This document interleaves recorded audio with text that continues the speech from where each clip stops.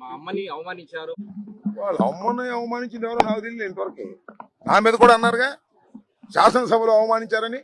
చెప్పమంటున్నా, శాసనసభ రికార్డ్స్ తీసుకురండి, శాసనసభలో చూడండి. వాళ్ళ అమ్మగారిని ఎక్కడో ఎవరో అవమానిస్తే తప్పే అది, దాన్ని మేము కాదంటలా. శాసనసభలోనే అంబటి రాంబాబే అవమానించాడని బావుడు ఏడ్చారు. చూపించమంటున్నా నేను. అనవసరంగా అన్యాయంగా వారి తల్లిగారిని దూషించడం కానీ, వారి తల్లిగారిని అవమానించడం కానీ నేను ఎప్పుడు చెయ్యలేదని కూడా చెప్తున్నా. ఇప్పటికి చెబుతున్నా, అప్పుడు చెప్పా, ఎప్పుడు చెబుతా. నేను అవమానించినట్టుగా ఏదైనా ఉంటే చూపించమని అడుగుతా ఉన్నా. ఊరికినే మా తల్లిని అవమానించారు, మా నాన్నను జైల్లో పెట్టారు అంటే మీ నాన్న జైల్లో పెడితే కనపడంలో జైల్లో పెడతావా? మీ నాన్న ఒక నేరంలో జైలుకి వెళ్ళాడు, 53 రోజుల తర్వాత బెయిల్ వచ్చింది. అందువల్ల ఇవాళ కనపడడంలా జైల్లో పెడతాను, జోగి రమేష్ని జైల్లో పెడతాను, చెవిరెడ్డి భాస్కర్ రెడ్డిని జైల్లో పెడతాను, వైఎస్ఆర్ కాంగ్రెస్ పార్టీ కార్యకర్తల్ని నాయకుల్ని అందరిలో జైల్లో పెడతాను. పెట్టుకో, ఏమైంది? జైల్లో పెడితే చచ్చిపోతామేంటి? జైల్లో పెడితే రామా బయటికి? మీ నాన్న రాలేదా? జగన్మోహన్ రెడ్డి రాలేదా? ఏంటి ఇవన్నీ మాకేం కొత్త కాదని కూడా ఈ సందర్భంగా నేను మనవి చేస్తున్నాను.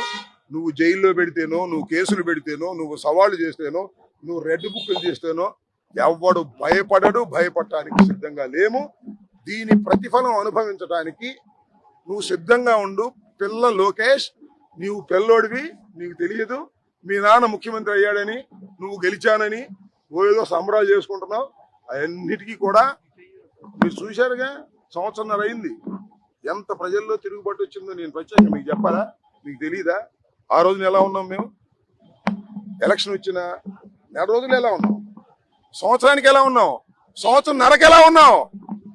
3 సంవత్సరాలకి ఎలా ఉంటామో చూస్తారు మీరు, 4 సంవత్సరాలకు ఎలా ఉంటామో చూస్తారు మీరు. దేదీప్యమానంగా, ద్విగుణీకృతంగా జగన్మోహన్ రెడ్డి గారి మీద క్రేజ్ పెరుగుతూ ఉన్నది.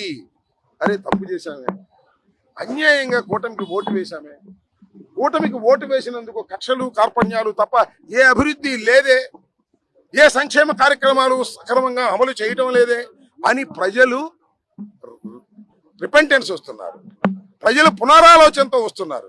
లేకపోతే ఏంటండి, జగన్మోహన్ రెడ్డి బయటికి వెళ్తే అంతంత మంది జనం వచ్చి ఏముందని జగన్మోహన్ రెడ్డి దగ్గర పవర్ ఉందా? సంతకానికి విలువ ఉందా? ఏమీ లేదు. ఆయన చేసిన గొప్ప పనుల వల్ల ఆ మహానుభావుణ్ణి మనం ఓడించుకున్నామనేటువంటి బాధతో, దుగ్ధతో ఆయన ఎక్కడికి వెళ్తే అక్కడ వేలాది లక్షలాది మంది ప్రజలు వస్తున్నారంటే అర్థం చేసుకుసావండి. మీ దుంపదెగా, మీ గొయ్యి మీరు తవ్వుకోకండి అని చెప్పదలుచుకున్నా. మా గొయ్యి మేము తవ్వుకుంటాం, మా లోకేష్ చెప్పింది మేము వింటాం, మా పార్టీ అంతా లోకేష్ వెనకనే వెళ్తాం, లోకేష్ సరాసరి వెళ్ళి బంగాళాఖాతంలో దించినా మాకు ఇష్టమే అని అనుకుంటే వెళ్ళండి, బంగాళాఖాతంలో